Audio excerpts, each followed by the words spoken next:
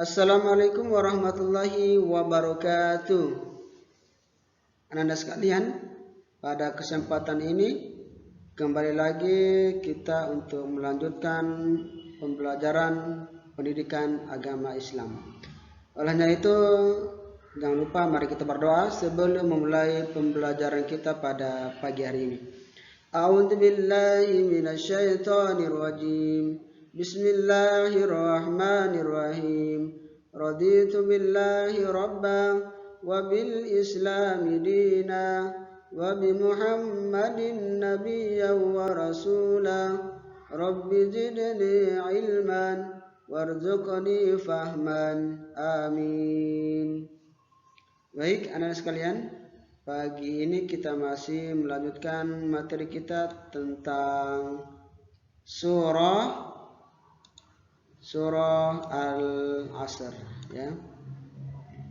Baik anak sekalian, mari kita mendengarkan bunyi surah Al-Asr, ya. Nih. A'udzu billahi minasyaitonir rajim. Wal 'asr. Demi masa, innal insana lafil khusr. Sesungguhnya manusia berada dalam kerugian. Illalladzina amanu wa aminus solihati wa tawasaw bil haqqi wa tawasaw bis sabr. Kecuali orang-orang yang beriman dan mengerjakan kebajikan serta saling menasihati untuk kebenaran dan saling menasihati untuk kesabaran.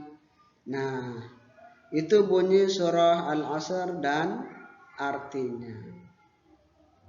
Baik anak sekalian, sebelum kita melihat kandungan dari surah Al-Asr ini, terlebih dahulu mari kita melihat kenapa surat ini bisa diturunkan. Pasti ada sebabnya, pastinya ya. Ada sebab sehingga Allah menurunkan surah ini. Surah ini cuma 3 ayat ya. Coba kita melihat sebab apa sehingga Allah menurunkan surah ini ya. Oke, inilah asbabun nuzul atau sebab turunnya surah Al-Asr ini. Ini asbabun nuzulnya. Asbabun nuzul surah Al-Asr adalah di mana kebiasaan orang-orang Arab di masa lalu yang sering berkumpul di waktu asar atau sore hari ya. Mereka berkumpul duduk cerita ya. Mereka bercerita masalah-masalah duniawi, membangga-banggakan kekayaan mereka ya. Rupa wajah, ada yang ganteng ya, kira-kira begitu. Keturunannya dan sebagainya, sehingga dengan cara membanggakan kekayaan, rupa, keturunan, sampai-sampai dengan cara untuk menyakitkan saudara mereka ya. Oleh karena itu, mereka memunculkan perselisihan sampai-sampai waktu asar tersebut dipercaya sebagai waktu yang sial. Dari ketika mereka sering duduk, saling olok, saling menjelek-jelekkan saudaranya, sehingga mereka percaya bahwa waktu sore itu atau waktu asar itu waktu yang sangat sial. Mereka mencelah waktu ya, menyalahkan waktu. Maka seketika itu Allah menurunkan ayat ini ya. Maka surah Al-Asr diturunkan untuk menyangkal atau untuk membantah bahwa sesungguhnya yang salah itu bukan waktunya, tapi orang-orangnya yang menggunakan waktu dengan cara yang tidak baik. Jadi mereka menyalahkan waktu yang sial, namun manusia berada dalam kerugian. Sebenarnya bukan manusia yang bukan waktu yang disalahkan ya sebenarnya, tapi yang disalahkan adalah orang yang menggunakan waktu dengan cara duduk bercerita yang yang bikin menyakitkan orang lain begitu ya, yang tidak berguna sebenarnya. Jadi kita yang mengisi waktu itu dengan baik, jangan sampai waktu kita salahkan kemudian diri kita tidak mau menyalahkan diri kita sendiri. Maka Allah menurunkan ayat ini ya. Yang berikut adalah kita melihat apa sih kandungan dari surah Al-Asr ini.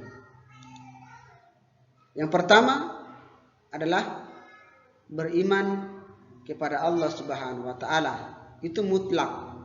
Sebagai seorang muslim percaya, yakin, beriman kepada Allah Subhanahu wa taala. Kemudian yang kedua adalah disiplin dan rajin beramal soleh. Yang pertama tadi tentang beriman kepada Allah, yang kedua disiplin dan rajin beramal soleh. Jadi tidak menyia-nyiakan waktu dengan daripada duduk cerita, mending beramal soleh ya.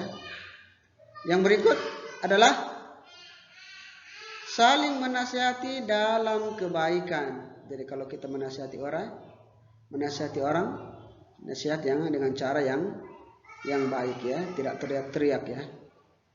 Yang berikut kandungan yang kita ketahui adalah saling menasihati untuk kesabaran. Jadi bersabar, menyampaikan kebenaran itu tidak semudah itu ya. Jadi ada orang yang mau menerima apa yang kita nasihatin, ada juga yang tidak mau menerima apa yang kita nasihati. Apa yang kita sampaikan dalam hal kebenaran, ada yang memang tidak mau terima dengan hal itu ya. Ada orang yang seperti itu.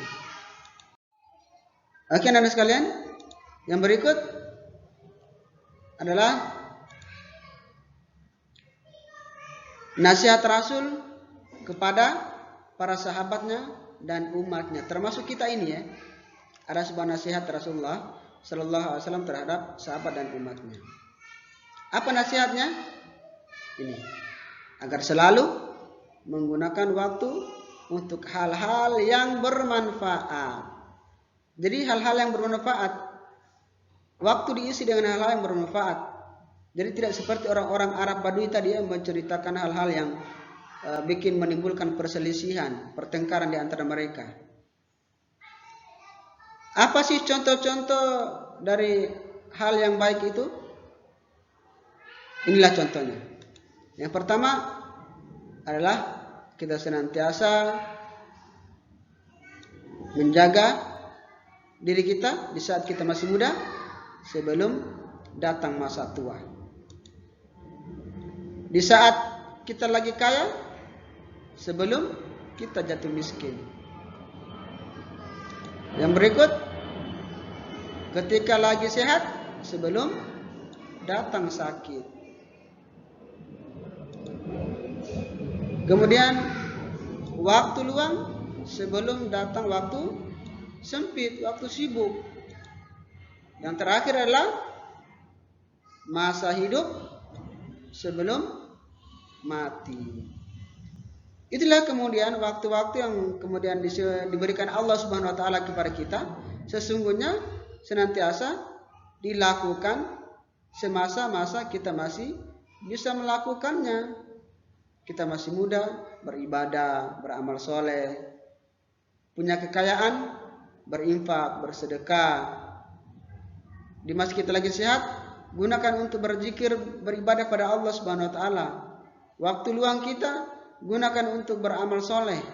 Dan di masa kita hidup, lakukan amal-amal soleh yang baik ya. Dan kemudian di saat kita sudah tua, sudah mati, kita lagi sakit, kita lagi miskin, tidak perlu kita risau, karena kebaikan-kebaikan amal soleh yang kita sudah lakukan sejak kita masih kuat, kita masih kaya, kita masih sehat, kita masih punya waktu, kita masih hidup ya. Oleh karena itu tetap melakukan kebaikan, kebenaran, dan senantiasa optimis dalam melakukan kebaikan untuk mendapatkan ridho Allah Subhanahu wa taala. Oke anak-anak sekalian, semoga pembelajaran kita pada kesempatan ini ada manfaatnya. Olehnya itu Mari kita bersama-sama menutup pembelajaran kita pada kesempatan ini dengan bersama-sama membaca doa kafaratul majlis. Subhanakallahu wa bihamdika asyhadu an la ilaha illa anta astaghfiruka wa atubu ilaik. Kita tutup dengan wassalamualaikum warahmatullahi wabarakatuh.